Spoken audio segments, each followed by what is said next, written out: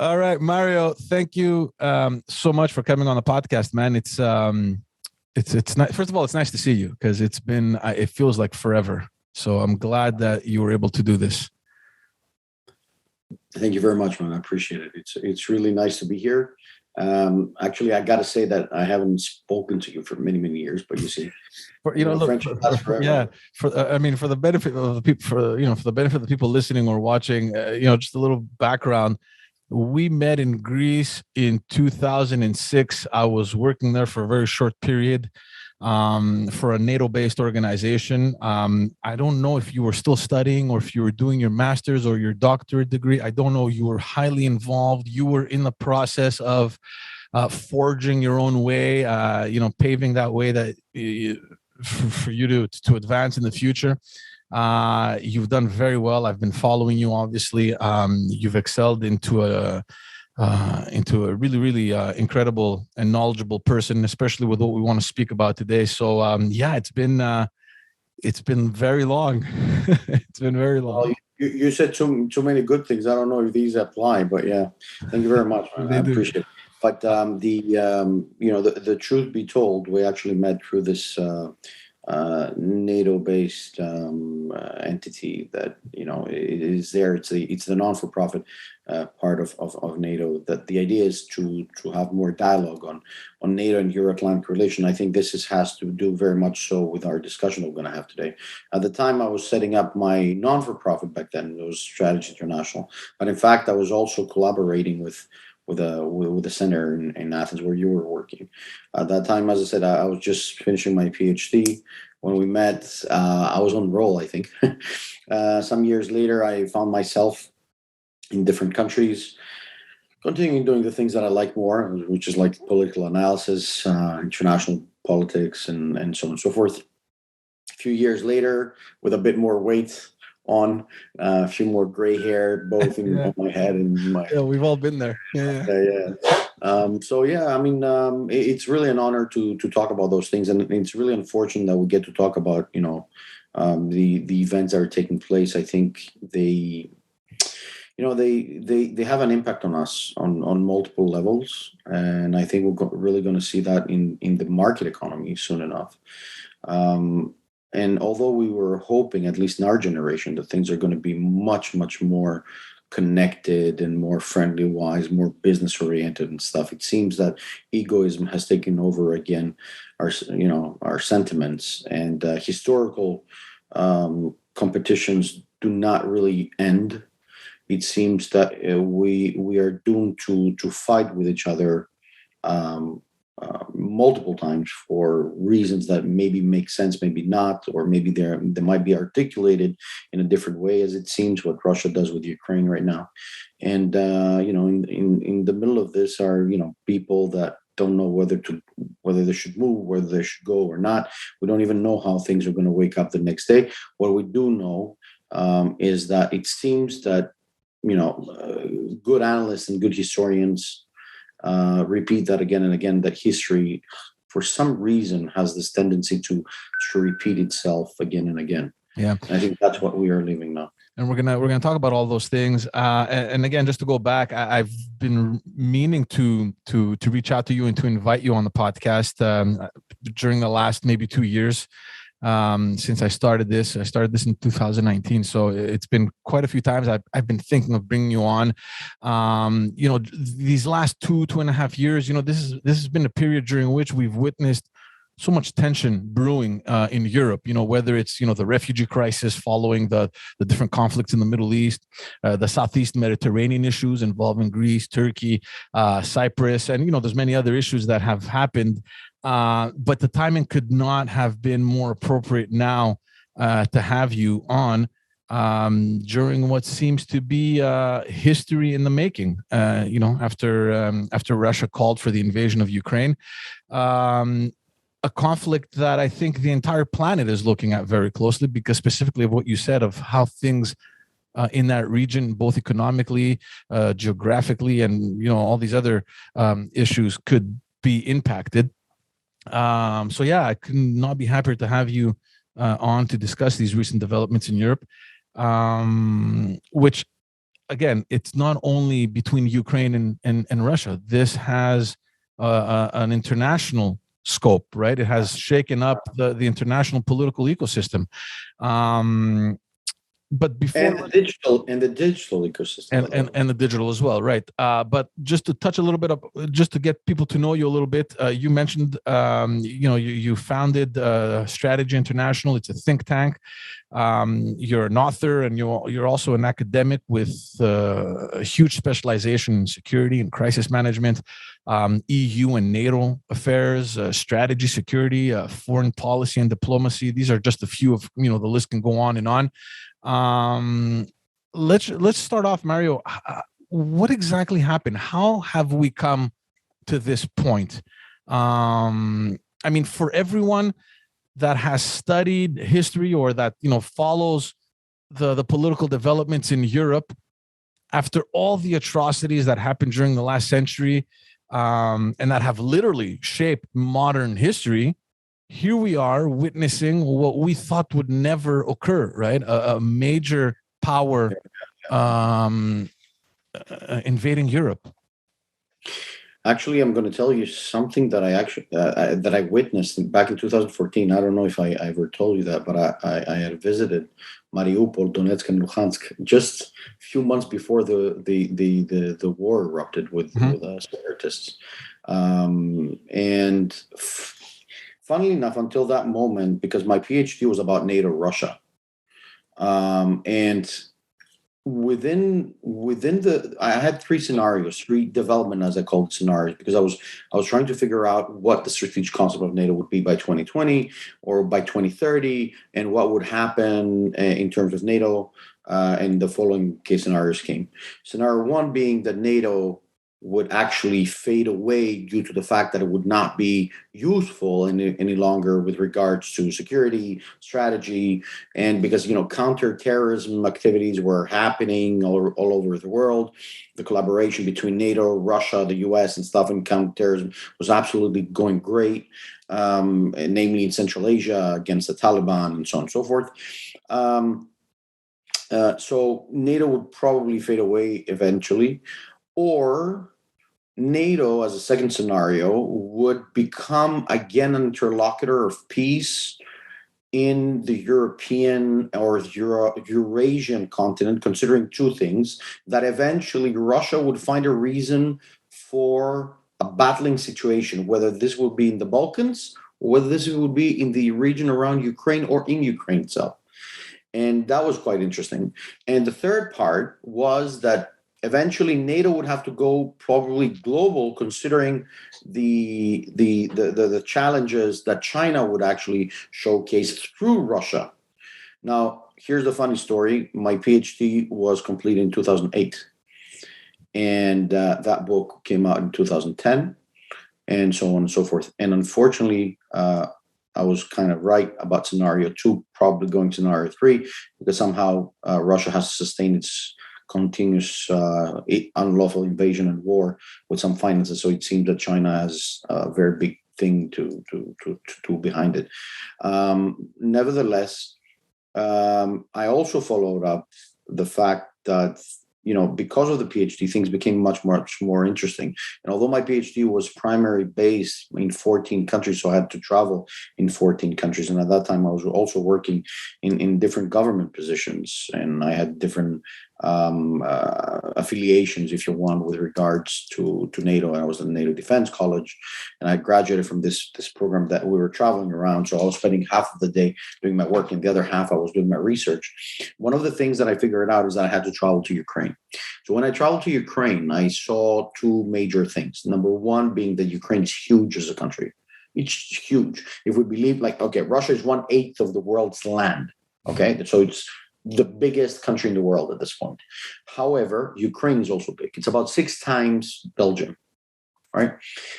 One of the things that I found out is that the region is very much important. And it also goes back to history when you read about the Second World War, where in fact the Battle of Ukraine was really important for the troops and the feeding of the troops, whether this would be for the Western powers or the Eastern power, for Nazi Germany or the Soviet Union in this case. Funnily enough, in 2013, China went in an oblast, meaning a state, if you want, next to Donetsk, called Dnenopetrov. I'm sorry if I'm wrong, but this is the accent that I think is most appropriate. That they rented about 3 million hectares of land in order to bring agricultural and other elements that China needs.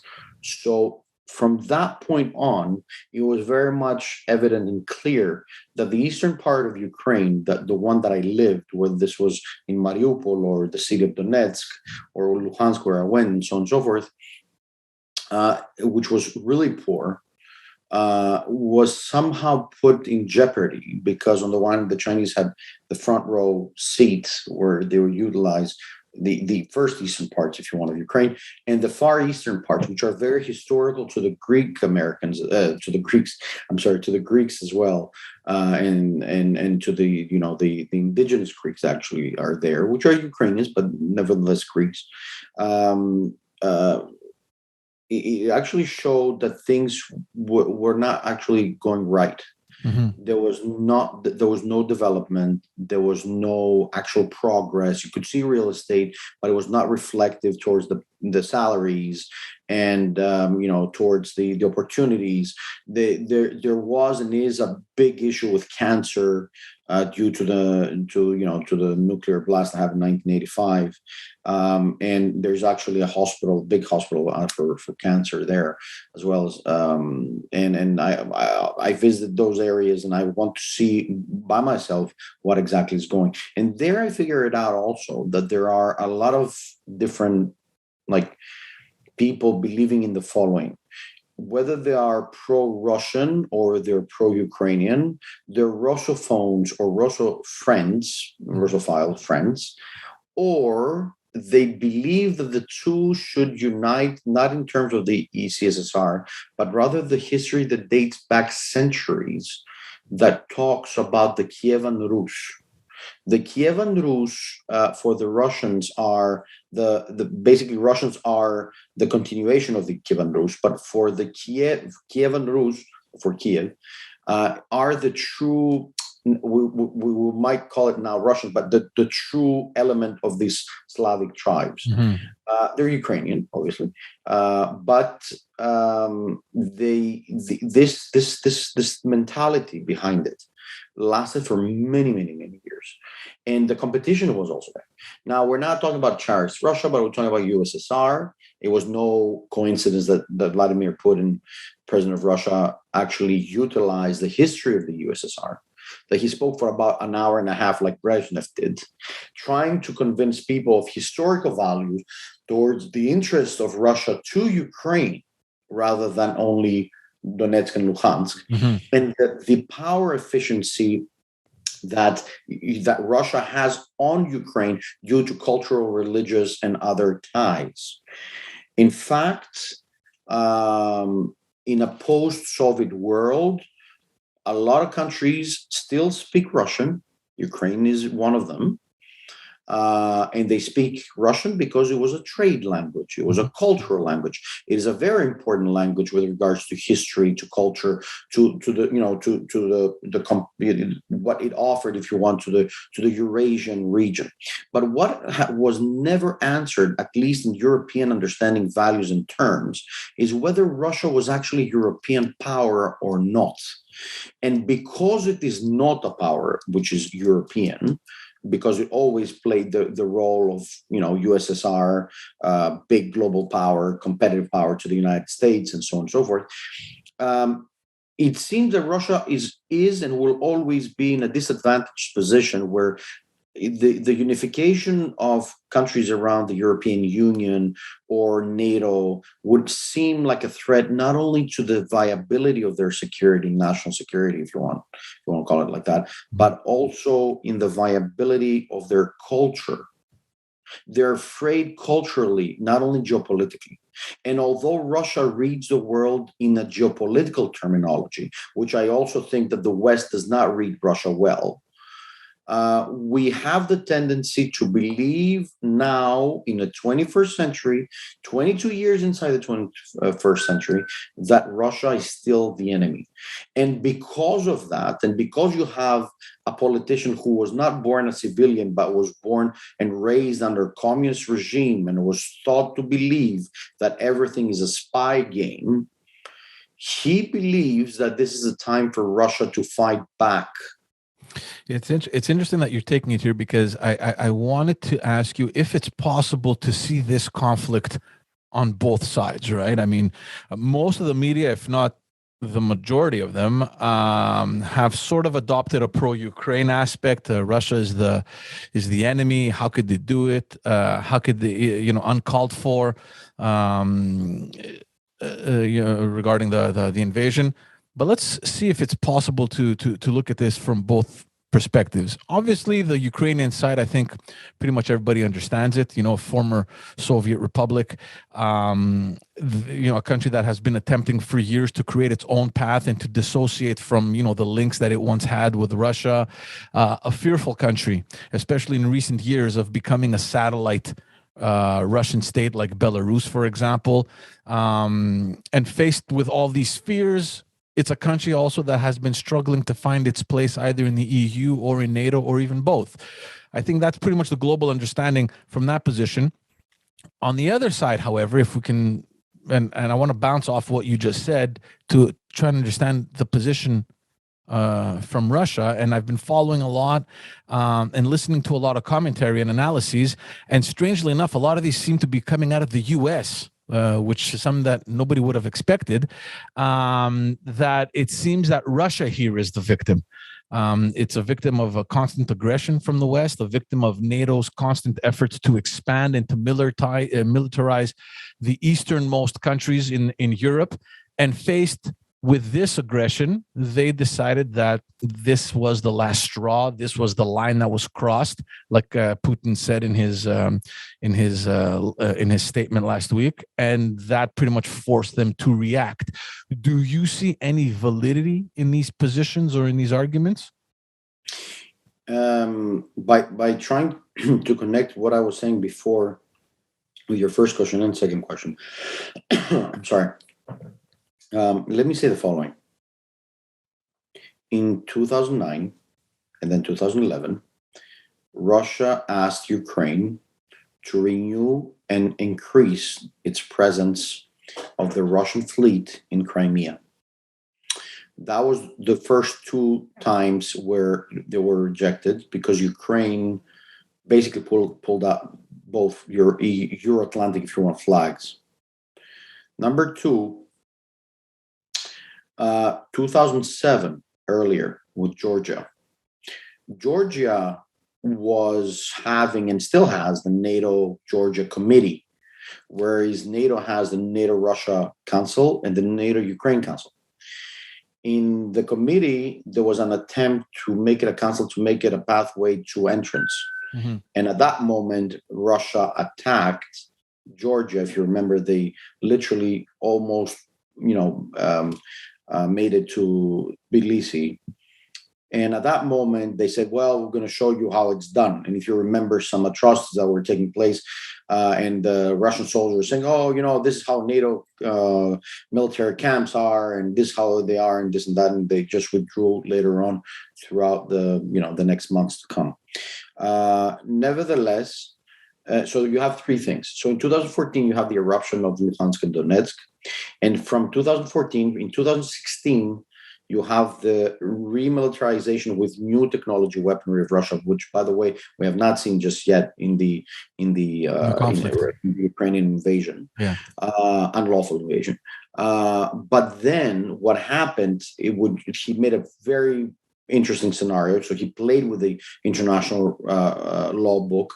He announced that these countries would become self-independent. So he asked the so-called presidents to go and self-declare independence. He recognized independence, and then he said, okay, now I'll send peacekeeping forces. And then in his speech, he utilized the UN Charter for invading the area for peaceful purposes. Now, the dodgy element is he's very much similar to the illegalities that Turkey did in Cyprus. Yeah. And although time-wise it is not the same, because it happened, within one night, 2 nights. What is interesting is that international law is really, so much extended that anybody can use it for whatever means, as long as he knows how to contemplate and play the rule of the book. Now, the Ukrainians have an unfinished business with Russia, and that is the ties. What sort of ties would Ukraine have with Russia in a post-Soviet state? Belarus never actually left, if you want the Russian element. It is of no coincidence that the president of Belarus, in a recent, if you want, interview before the war erupted, he was saying that he wanted to be nominated as a military rank from President Putin. And he wanted to have the same rank because he wanted to prove his valor to President Putin. And I was kind of like, what the hell is happening here? So what we will see is possibly the reintroduction of a political organization later on, with whatever remains under their jurisdiction, unlawful jurisdiction eventually, because he's going to try to make, if you want, an extra zone outside NATO, so it does not allow NATO to come too close. Now, here's the legal part, that every country has the sovereign right to decide its fate. Mm-hmm. Okay, and they had just decided they wanted a Euro-Atlantic path. Now, NATO protects its sovereign land of the member states, and today of 30 member states, which excludes Ukraine because it is not a member of NATO, which means that NATO does not attack, but rather does not allow others to attack a NATO area. So it really does not make sense why Putin would be afraid if Ukraine would have joined NATO. What he's actually afraid is the military might and capacity of NATO to see and probably extend its abilities to see what's really happening inside Russia. Now, following my trip, what I was saying earlier, following my trip to Ukraine, I took a trip into Russia. And I was also giving a lecture at their MGIMO University. It's called MGIMO, which is basically their Harvard. And I was giving a lecture to the students. I was invited by some colleagues there. And it was interesting to me that they were taught not only international relations from the perspective that we are, but they were doing a lot of geography, a lot of geopolitics, a lot of understanding of the complexity of the area and the land and the physique of the land, the historical parts. Why is it important for the Russian greatness? What did they lose? How did they lose it? And therefore, the contemplation and understanding of international law would go through those things. Yeah. And they would become experts in history, experts in literature, and utilize whatever it would be to utilize in a post-communist world, where they have to become stronger, wiser, but take it slow. So what actually happens now is an unfinished business, if you want, a possible case scenario that has been building up for many, many, many years. I will take it back to only 2014. From 2014, it's an unfinished business, and that's what he does. And the most scary part is that he does not really care about a possible spillover. And that's where the European Union and NATO comes in, that we should avoid any kind of spillovers, which should be objective number one. Mm-hmm. Objective number two is stop the war.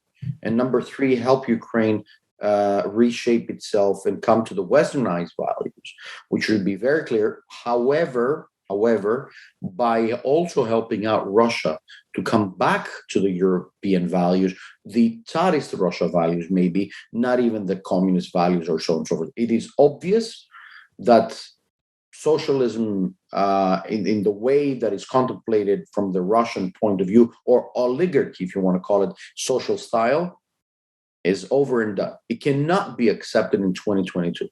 If we allow Russia to do that now, it looks that we're going to leave the same thing to be done by China. And China is even harder than Russia, not only because of its power building up might, but also of its development process, demographics, too many people, The only country that can balance demographically China at this point is India. And interestingly enough, India rejected the UN attempts to condemn them. And this is an interesting point of view. And also some other countries, which somehow, somewhere date back to the historical connection between Russia, Soviet Russia, communist Russia, with their expectations of the world and their understanding of the world. For me, the future of Ukraine has now been decided, so it's clear.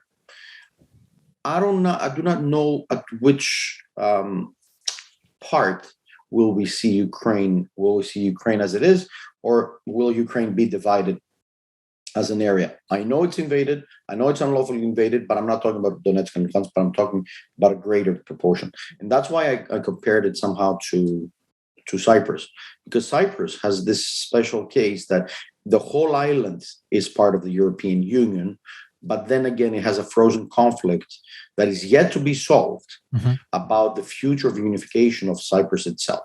If we allow this to Ukraine to happen, we allow this to happen to Cyprus. And it would be of no coincidence, and I think Lavrov, the foreign minister of Russia, somehow attempted to do that and somehow attempt to parallel this, that, the unlawful Turkish Republic of Cyprus is there, and it's a reality. So if they ever do that, and if we ever allow this to Ukraine, then, it's interesting that comparison. It's interesting that comparison that you make, because I think the Turkish Cypriot issue is one of the longest lasting items on the UN agenda. And you're talking about the important role now that EU and NATO need to play in the months, if not years, going forward. I wanted to know your opinion on what you think about the credibility of these international organizations, for example, NATO and UN. NATO is a country. Obviously, look, you mentioned that Ukraine is not a NATO member country. So, in the beginning, even though they were adamant about having these discussions, when the conflict broke out, they raised their hands and said, "You're not a NATO member. We're only going to reinforce the neighboring countries that are NATO members." Today, I think I heard on the news that they're going to be sending military equipment. So I think they're backtracking on that decision. When it comes to the UN, the day of this invasion, there was an emergency meeting of the Security Council, which this year happens to be chaired by Russia. And in the middle of this urgent meeting that was called to discuss the conflict, the potential at that time conflict between Ukraine and Russia, Russia invades. And instead of just getting up and saying, okay, the meeting is over, you had all the UN ambassadors trying to convince the Russian ambassador to call home and get Putin to recall the invasion. There's something that just doesn't stick well with, I don't know. Russia plays a very, very fine game, which is not civilian level based. It plays a propaganda that actually shows something and does something else. Don't forget that Lavrov was saying 2 days earlier, we're not going to invade anybody. Or if you remember correct, the foreign ministry spokeswoman, she was saying, please, to the British, please let us know when we're going to invade so we can schedule our vacation. So they were playing a theater, and leaders got offended. Leaders got offended because there is an ethical value attached to it. That when you discuss with your counterparts, it doesn't matter if you agree or disagree. Some things are meant to be told. I'll give you an example. The entrance of Greece to World War II, if you remember correct, there was an ultimatum by the Italian ambassador to Greece, to the Greek Prime Minister Metaxas, who was saying, either you surrender or we go to war. Those processes are normal to be done. These processes were never done like that. So they want to do what is known as, at least in the Western world, is the first blow, right? So they played a very nice chessboard, a very nice theater where, people were expecting to have negotiations. And recently I was asked, what I believe about those negotiations that are taking place now. It's like nothing. Until the negotiations take place, the Russian armed forces are getting ready, and they're getting ready on a third wave, fourth wave, fifth wave. I don't understand why some Western channels are talking about second wave. This is the third or the fourth wave. So we're going for more waves, and more separatists are gonna fight. They're gonna be very violent, and they're not gonna play by the rules of international, war games, if you want to call it like that. And then the actual army will come. The actual Russian army will come, but only after the Belarusians attack first. Because they utilize, the Russians are utilizing everybody who's not like purely Russian from inside until the actual main forces come. They have a convoy going towards Kiev, and they have another convoy coming from Siberia and the eastern parts of Russia to the west, right? So I'm expecting full blast air, naval, and land component being deployed at the same time. At the moment, and you will see it, and I hope I'm wrong, I really hope I'm wrong, at the moment when negotiations are going to fade away.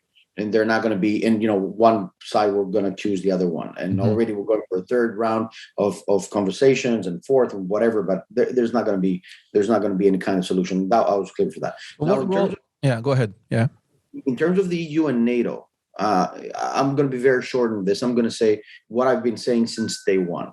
It is clearly answered that we do not hold decision-making process just like that, like the United States can do, because it has a federal government. We are the European Union of 27 member states, which means they need to sit down, discuss, and talk. While they talk, Putin knew about that the whole mechanism of the European Union is going to take 4 to 5 days to take shape.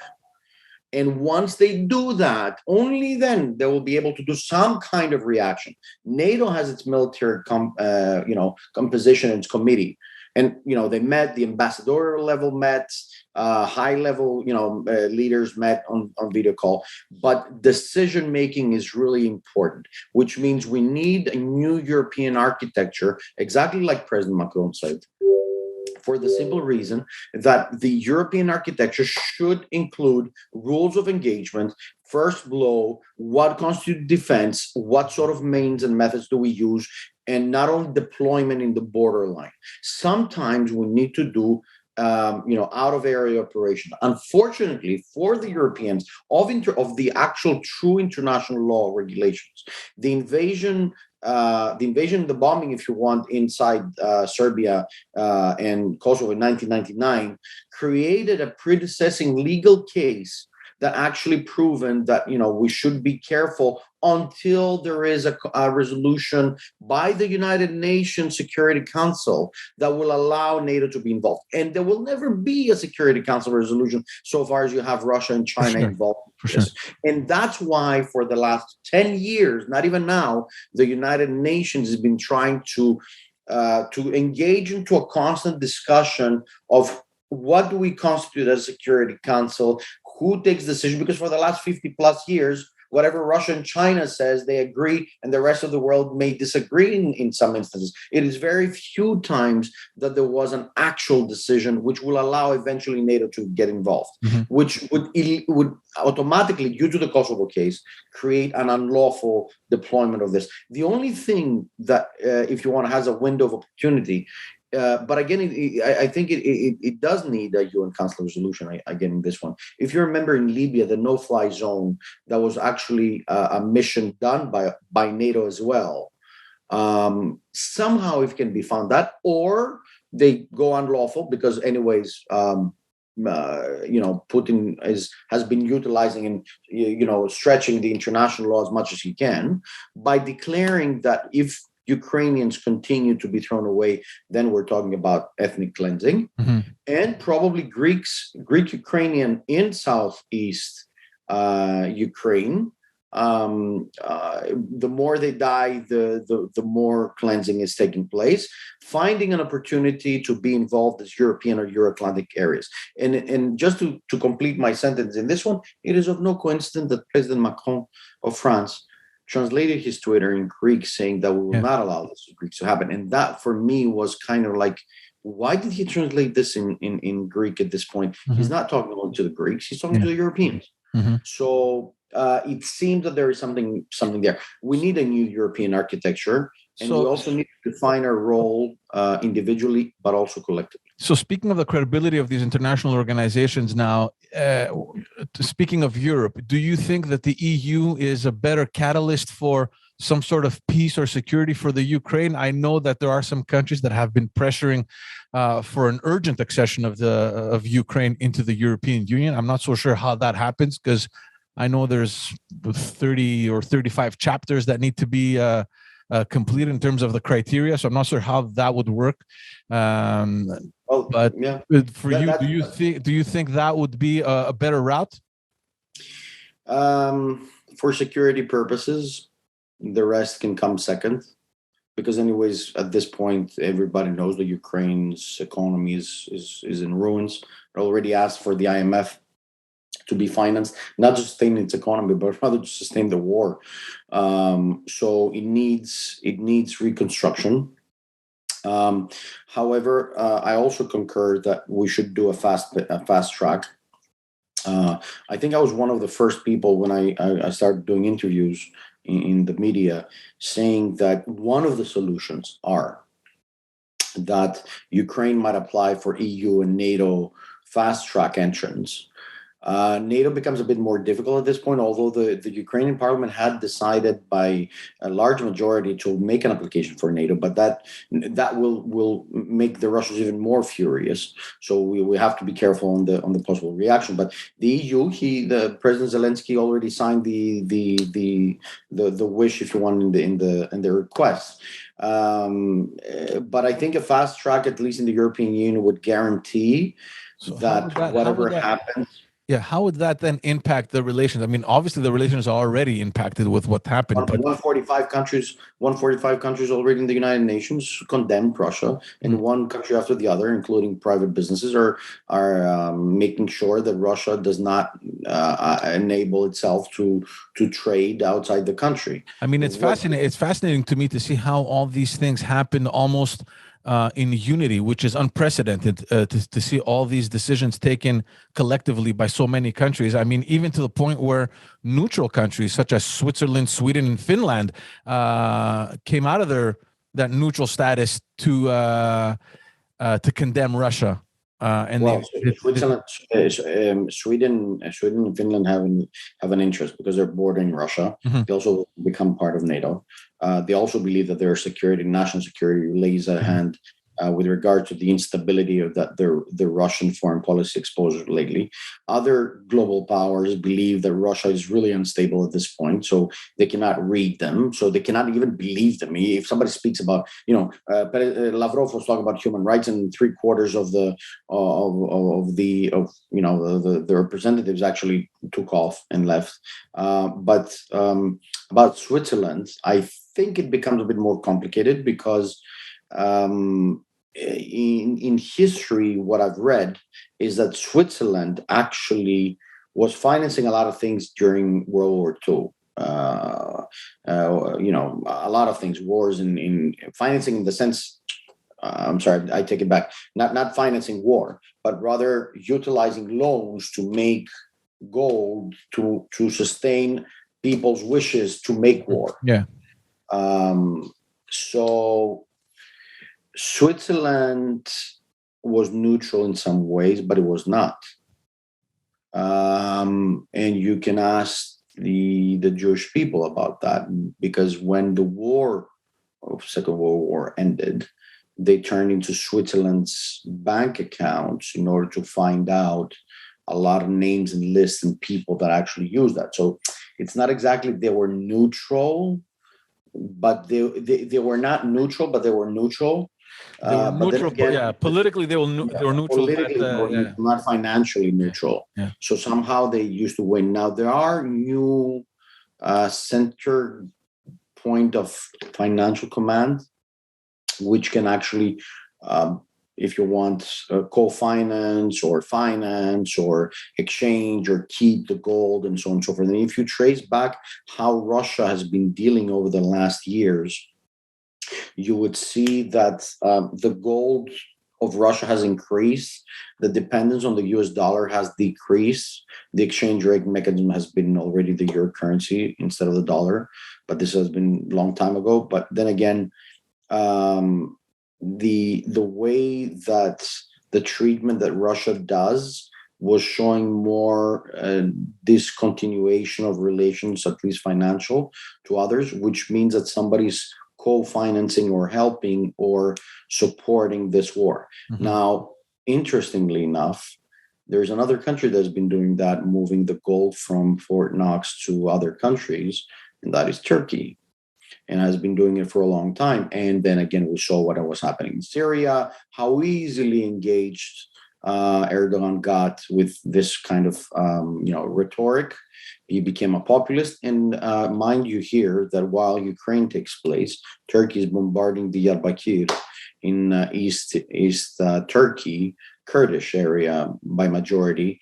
And he's devastating the whole area. He's really putting it down. But I do not see the international community talking too much about it, because Ukraine is much, much more important. And here's where I'm going to open, if you want, the chapter of energy security and energy dependency.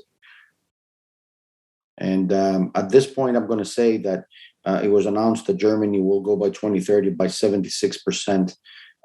With a neutral footprint, which means alternative source of energy, while at the same time it will discontinue being associated with other countries around Europe and around the world. It wants to have its own use of natural resource and utility of the sun and solar and wind technology. It seems that other countries will do that. But at the same time, it seems that the East Med between Greece, Cyprus, and Israel will go back on track, probably further negotiations, while at the same time we see some interesting attempts, if you want, of Turkey to come closer to Israel, and maybe Turkey can become an interlocutor to Lebanon, so maybe they can make another pipeline going through, from Egypt to Jordan to Israel to Lebanon to maybe parts of Syria, maybe Turkey. And you again need the help and support of Russia, because they have a force in Latakia. But it's quite interesting what's going to happen in terms of energy security. But the majority of the European countries are going to go solo, self-sufficient. Self-sufficient in nuclear, in energy power. And I'm not talking about nuclear, I'm talking about solar, again, wind and other technologies that may sustain the economy, because until then, the bills that we're going to receive are going to be huge. Mm-hmm. And I think they will not be felt too much in the over the Atlantic institutions and organizations or people, but it's going to somehow show in the stock market in the years to come. That's what I can say. I mean, I'm just estimating at this point. Yeah. But this is how I would feel. We saw already, prices going up. And to tell you the truth, I do not know whether it's about a good time to actually speak about what the 21st century is, and this is future technology, overall digital economy, digital ecosystem, maybe outer space exploration can help us get some more natural resources from the moon or any other kind of planet.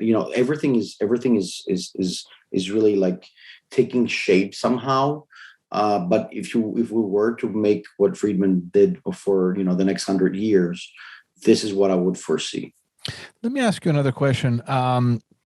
People, in our generation, we haven't really lived to see landmark historical moments, right? Like those events that, as they're happening, they are history in the making. Of course, we've seen wars in recent history. I mean, I remember, the Gulf War. I was really young. The recent war in Afghanistan. Many conflicts in the Middle East. You mentioned the conflict in the Balkans during the late 90s, early 2000s. But I don't think those events are as defining as, for example, the bombing of Pearl Harbor, or Hitler invading Poland, the fall of the Berlin Wall. Even though we were alive, we were way too young to even understand what was happening. The dissolution of the Soviet Union. Again, we were alive, but still very young to understand fully what was going on. Do you think that what's happening now in Ukraine, that we're living a defining moment in history? Is a prelude to World War III? I don't know, not necessarily a prelude to World War III, but is this a defining moment? Like in 5-10 years from now, will this will these developments be a monumental historical moment that we're living through? Absolutely.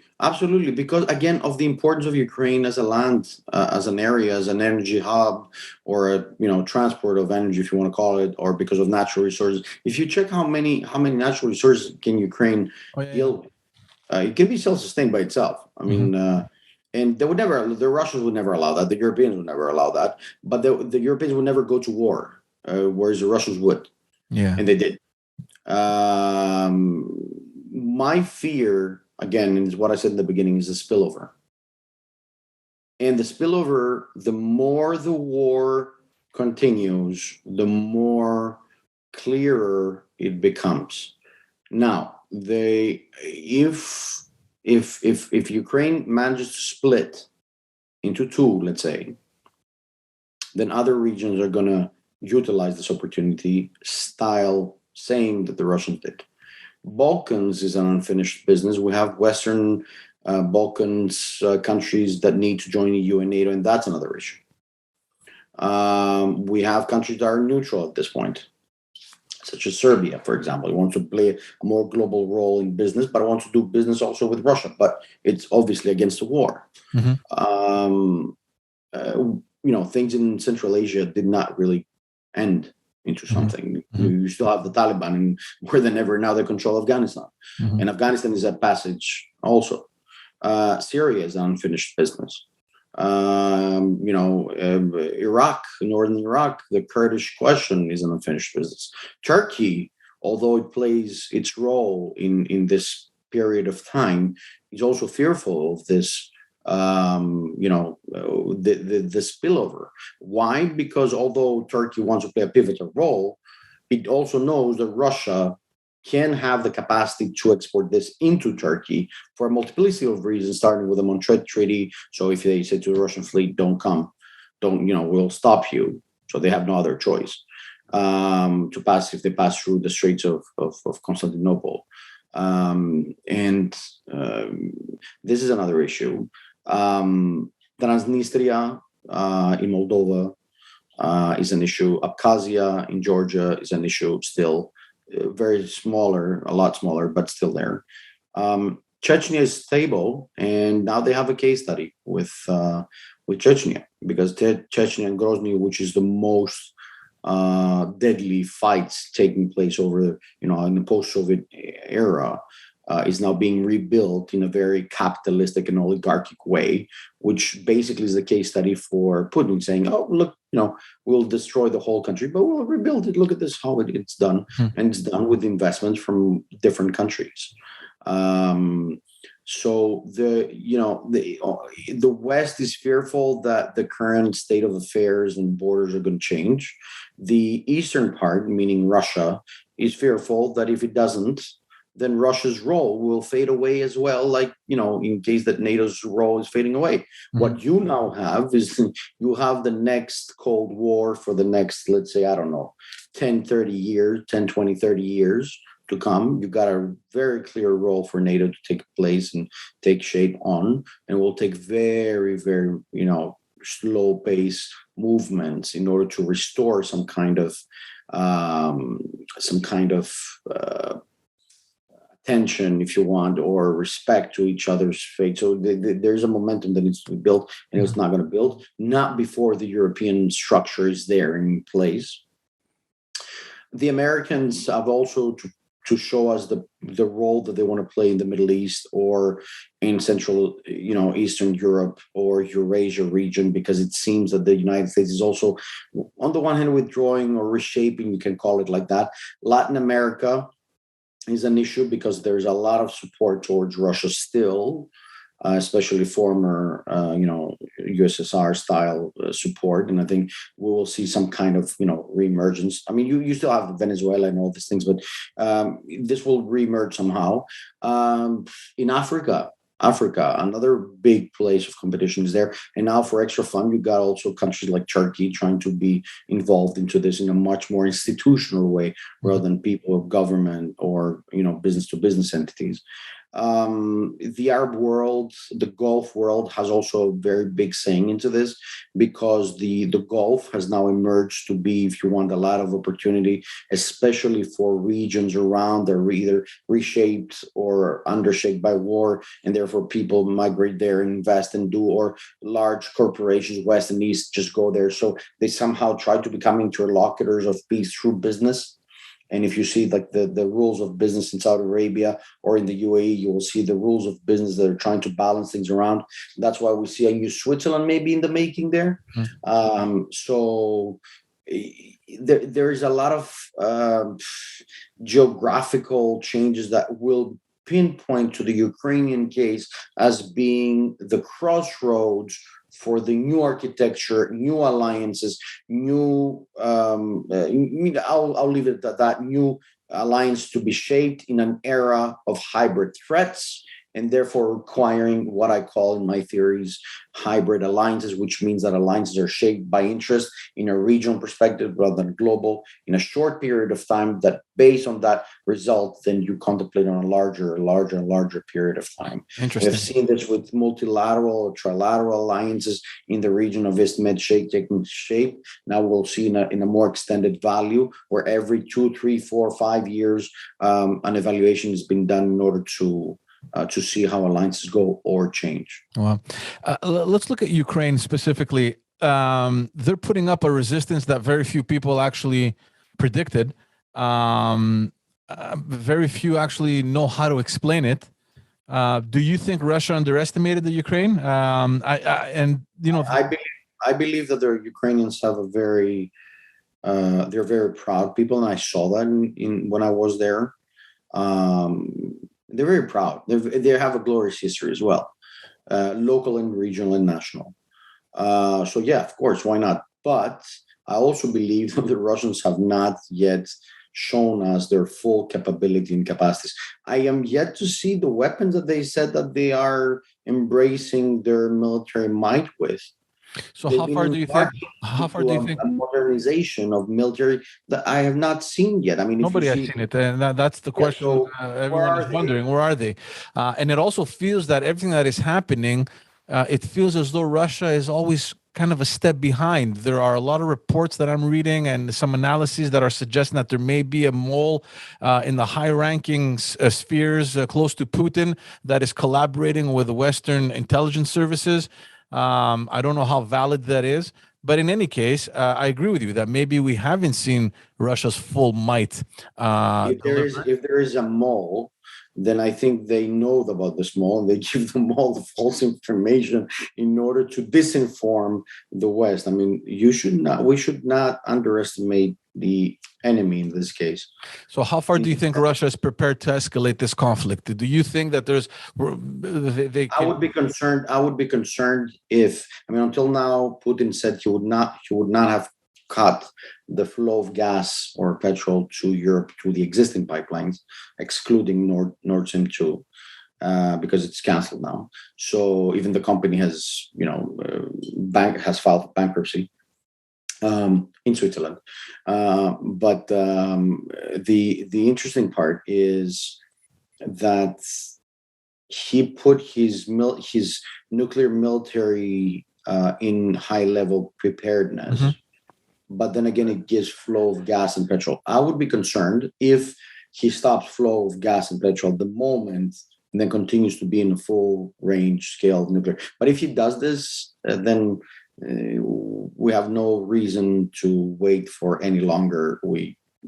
I think the Western powers will not only stop them, but they will also invade them by all means necessary and from all sides, mm-hmm. without, Is there any fear of nuclear weapons being used? I don't know if I knew that. That would probably make me a president of a country, I presume. So I don't know. Honestly. But you know what? I see a lot of egoism. I see a lot of threats. I see direct threats for people that they used to sit on tables and talk and negotiate, whatever it was, to negotiate in a peaceful way. This has gone above and beyond. I really do not like it. It's not about being afraid. It's about the element of disaster that will come in to every single country and every single one of us. Ukraine is a big country. It should not be underestimated, its power, ability, and might. But let's also be honest that they're fighting alone in terms of human capital and abilities. Their people are fighting there, while at the same time, the Europeans or the Americans are helping them with military, with military artifacts, but they cannot win the war by themselves. So I do not like what I foresee is like some kind of like, Ukraine becoming financially like Syria. And therefore, in order for Ukraine to not go oligarchic or more, closed or more protective to itself, it has to become part of the EU to somehow be guaranteed its security and its progress and its development, because otherwise it will become a totally closed, insecure country that west, east, north, south comes to bilateral relations that would never be able to trust anyone because they would not have done the things that they were supposed or meant to be. And I think that's why I think Boris Johnson is much more clear with regards to what UK should do. Because he feels these vibes coming in. On the other hand, he knows that the Russians have been very much dependent on their investments that is taking shape in the UK, namely for centuries, by the way, not now. So, it's a break of ties at this point, and it's happening slowly. And it makes case by case by case, and it gives reason for either sides to turn their back and to defend themselves the way that they want to defend themselves. I'm not so sure that the war is going to finish real soon. And I'm not so sure that even if the war stops now, how do you actually rebuild countries, economies, respect, tolerance, coexistence, peace? How do you build that? You can't build it in one day. Yeah, it's interesting that you're mentioning that, because I was going to ask you about the sanctions that we're seeing. I mean, these are unprecedented sanctions. We've never seen countries go to such lengths to impose sanctions like we've seen already, and there's probably more to come. We don't know. How damaging do you think they can be, or how damaging have they already been to Russia? Do you think that Putin has put Russia back 50 years? Is this somehow of a downfall of Putin, or do you think that he can get away with it? I think they want people to revolt against Putin. That's obvious. I mean, from oligarchs to revolt against Putin and people to revolt against Putin. But the question is, can Russia be, if you want, can Russia adopt a much more democratic pathway, the way that is understood in the European Union or in the United States or Canada? I'm not sure of that, because of its historical changes that has been taking place. So it went from Tsarist Russia to a communist Russia, and now to a somehow capitalist oligarchic Russia. In all cases, it's been run by the few. So you take out one, then who's going to take over? What sort of system you're going to have? What sort of democracies you're going to have? There were some democratic rights in Russia, and in Oblast and stuff, I'm pretty sure they're taken away by now. So I'm very fearful that 1/8 of the world's land is going to be under a system that has no relation, or connection with the West, what we call the West, or the westernized civilized world. And this is a very, very big thing. The oligarchs, of course, they're hit. People are hit. Simple people are hit. And I'm not that sure that we also understand how big Russia is. Because Vladivostok, on the eastern part of Russia, I do not think they feel the war in Ukraine the way that Muscovite can feel it, or the way that one that borders Ukraine from inside Russia would feel it at this point. So it takes a while to, if they are attempting to overthrow Putin, I think this is the most democratic and meaningful way to overthrow him. If they're aiming to hit people, they're already doing that, and we will see that, but it will take more than just 1 month or 2 months or 3 months. The system, will it go back to normality again? No. The Euro-Atlantic system will become much, much more strong, and at the same time much stricter. And that's another fear. I'm afraid that because of the fear that we see Europeans on non-European members coming, that we're going to become much more like closed to ourselves, much more nation-based sovereign and European-based sovereign, and we're going to be like, no, we don't want you. You do not offer what we want. We don't want that, and therefore other countries will have to somehow associate themselves with similar structures, which are already there, but they're going to become also stronger in some ways, and they're going to be less dependent on the westernized elements and so on and so forth. That's why this is important, why we need the United Nations. And again, the United Nations, because it's a dialogue, it's a process of dialogue, it's a process of discussion about peace and conflict resolution, which is just not there. Mm-hmm. The world is not peaceful. And we expect that we see people in the world to be peaceful, but we're not. We're not. I mean, show me how much part of the world is actually peaceful. Yeah. In the middle of the pandemic, in the middle of all these people dying.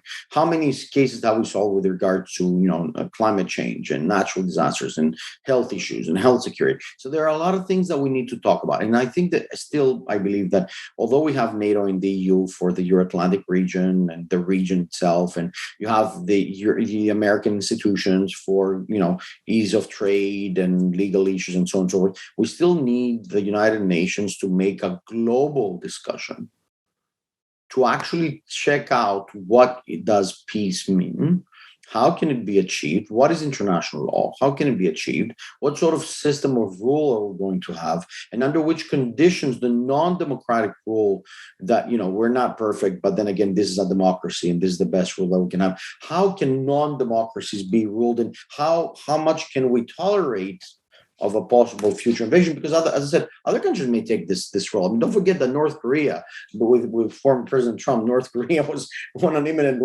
collision course with the United States. They were threatening each other. But then again, Trump was smart enough to meet him in Vietnam and just mellow it down for a while. So there are other countries that can do even more crazy things in Russia, in case that Russia needs some sort of rescue, or China. China has been threatening Taiwan for the last week every single day. Mm-hmm. I'm going to attack you. I'm going to attack the Americans. I'm going to attack you. I'm going to attack the Americans. They've been saying it. What happens if they do? So that's why I said the Chinese are even worse. They don't feel anything at this point. They do not feel, and things that, although we are interconnected globally, so I'm in Europe, you're in Canada, so we can actually talk so fast and transmit information just like this. We also do not feel the everyday life and how important or how different is everyday life in the other side of the earth. And one of the things we also do not realize as the Western world is the Eastern Hemisphere has more population than the West part, that what we call the West, not the Western Hemisphere, but the West. Right? So we also need to somehow see the balances which are not there, and somehow bring some sort of balance into the discussions that are taking place, whether this is for economic reasons, religious regions, political regions, cultural regions, egoism of leaders who want to fight others, or they want to have this grandioso empire coming back, like, I don't know, Erdogan, new Ottoman, Putin, new communist, Russia, North Korea, I don't know, fighting South Korea or the world, I don't know what they're fighting, or China becoming the dragon, and the dragon, giving this opportunity to get the Mao Zedong communism around the world. It is not understood why would they do it. But again, it gives a reasoning for the European Union and NATO to have defense measures, clauses, and possibilities to be there. Right. And it gives reasoning for us to invest more money. I mean, look at the Germans. The Germans said they're going to invest 100 billion euros in defense expenditure. World War II cases, bye-bye. It's gone forever and ever. They utilize the opportunity now to end the discussion of the ability of Germany to have military might as it used to have in previous times. Why? Because of the need to national sovereignty, defense against anybody else. So you can see that now everybody's going to utilize this opportunity to do their own national policy, to do their collective policy, but at the same time, their national policy. And interests are going to change, alliances are going to change. And that's why I call it the new architecture needs to be done. Mm-hmm. And I think in this case, the MENA region and the South Europeans also have an opportunity. The European Union has an opportunity to do fast-track entrance of the Western Balkans, Central Eastern European countries that have this tendency to come with. Don't forget what happened with Armenia and Azerbaijan has also an issue.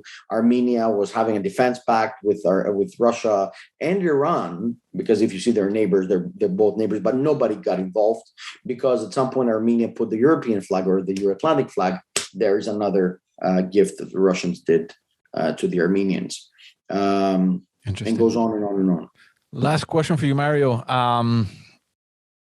Do you think there's any hope? Is there any room for hope that these negotiations might actually work and that we'll see a ceasefire? No, not at all. I said it before. Yeah. I said it earlier in question number 1. No, there will not be. There will not be because I don't trust them. I don't trust somebody who says ceasefire. Okay, good. Give up. Overthrow your government. Give up the country. Would you do that? I wouldn't. Yeah. So what is there to talk? What is there to say? What? To say what? And you want to negotiate something, terms of surrender, when you have won the war. He's actually acting as he won. And now he came to Macron saying today, oh, okay, operations are going fine for Russia. So did you conquer them or not yet? So he's playing. It's evident he's playing, but we do not read him well, even in these operational times. This is a former, spy, a military guy who has lived all his life showing you things and telling you things and meaning another or not meaning anything at all, and just throwing you things empty until you take the hang of it. And the Europeans are much more equal in value in democracy. And if they become your interlocutor and you speak to them, they will trust you. They'll say, okay, if you say it's a different ballgame. We're playing different sports. There's no dialogue. They canceled it twice, and each other are fighting. And this second round, I don't know, of negotiations lasted for 3 hours. It took him 4 hours to go and 3 hours to talk. Only. And what did they talk? Only about humanitarian relief corridors. Oh, amazing. Excellent. This means this war is going to continue because the corridors are going to increase as well.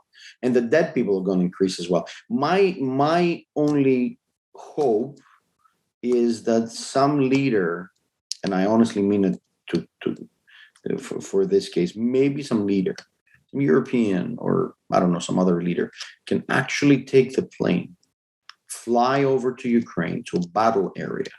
And this person will stay in history, by the way, and somehow invite other leaders to join him in somehow putting a thing to an end.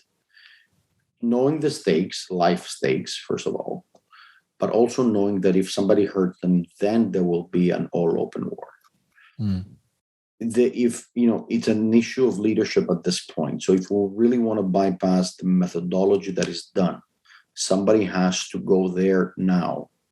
In one of my first interviews, I told them that these things are going to happen in terms of like, they're going to try to overthrow in the next 4 days, going to say, give up now your weapons, let's start negotiations and all this. But I also said that if I was, President Zelensky, I would take the plane with 2 jets, informing all my allies in the West and the United Nations Secretary General, saying, I'm taking the plane off to Moscow to discuss.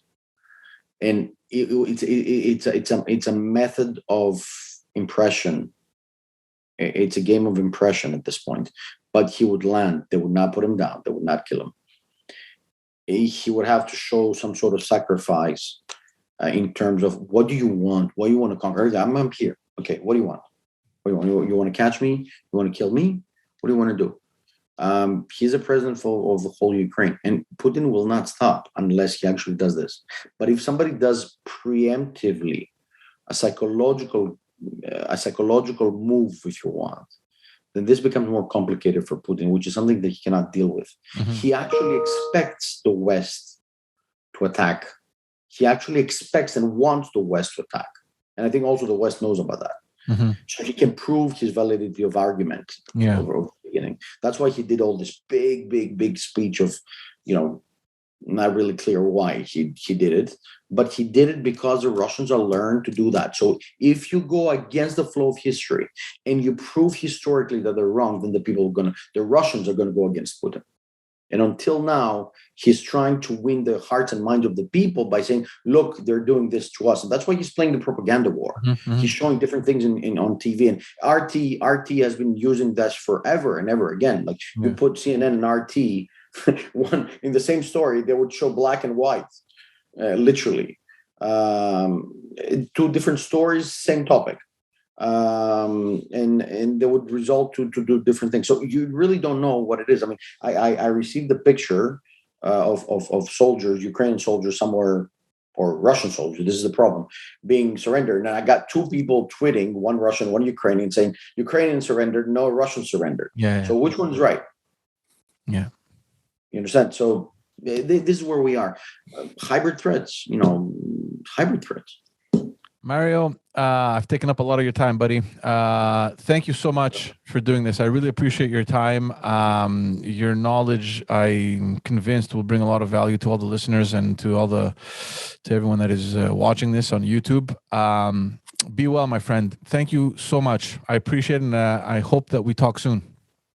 George, thank you very much for this opportunity, and I hope to see you soon in person.